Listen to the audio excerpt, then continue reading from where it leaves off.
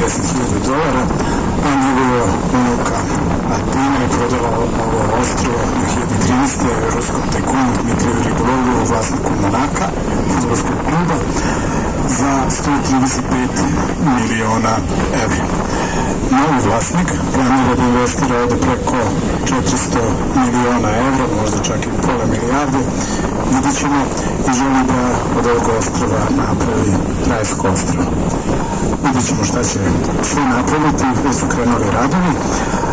Ispod nas takođe možete vidjeti novu plažu sa hacijendom, tu je uslikana druga žena Aristotela Onazisa, Jacqueline Kennedy, i grčki paparazzo je uslikao golu.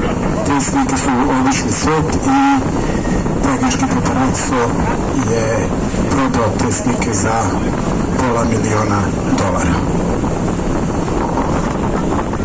Τώρα λοιπόν παιδιά θα περάσουμε ανάμεσα από το Σκορπιό και ένα πραγματικά μικρό νησάκι. Όπως θα δείτε, ο Νάσης ξεκίνησε να ενώσει το μικρό νησί αυτό με το Σκορπιό, να το κάνει λιμανάκι στο συγκεκριμένο σημείο.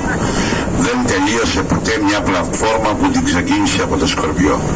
Είναι μισοτελειωμένη, είναι σε αυτή την κατάσταση που θα την δείτε σε λίγο από το 1973 που ήταν ο Αλέξανδρος. Ο Νάσης σταμάτησε τα πάντα και 2 χρόνια μετά πέθανε και ο ίδιος. Now, ladies and gentlemen, we're going to pass between Scorpios and a really small island. Many years ago, as you see in Wild, Onassis tried to connect that little island with Scorpios, but he never finished that platform. You will see it in Wild. It's like this since 1973, when his son died, and 2 years later he died also.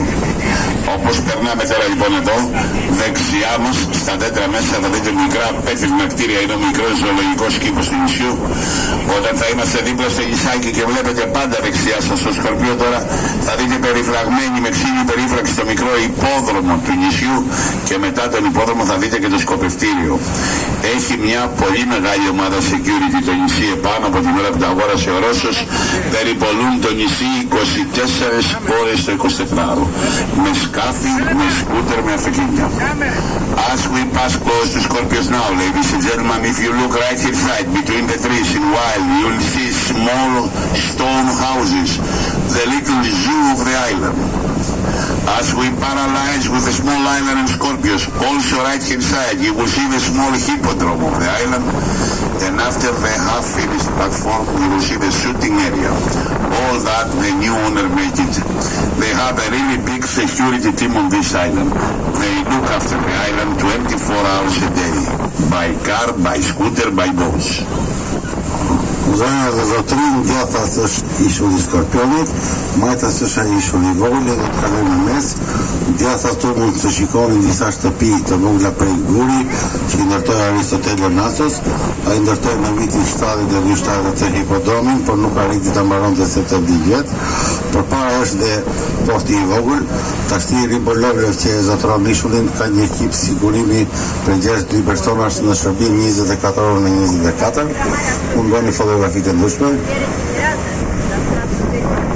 Sa desne strane možete vidjeti ovo malo pristanište, sa leve strane vidite ispred nas također malo ostrvo koje je Aristotel Onassis teo da spoji sa ostrovom Skorpios, nije uspeo, smrti ga je spriječila, a također sa desne strane vidjet ćete u ovoj borovoj šumi mali zoološki vrt, onda hipodrom i također streljan. Sve je ovo novi vlasnik Dimitrij Ribolovljev tražio da se napravi na ostrovu.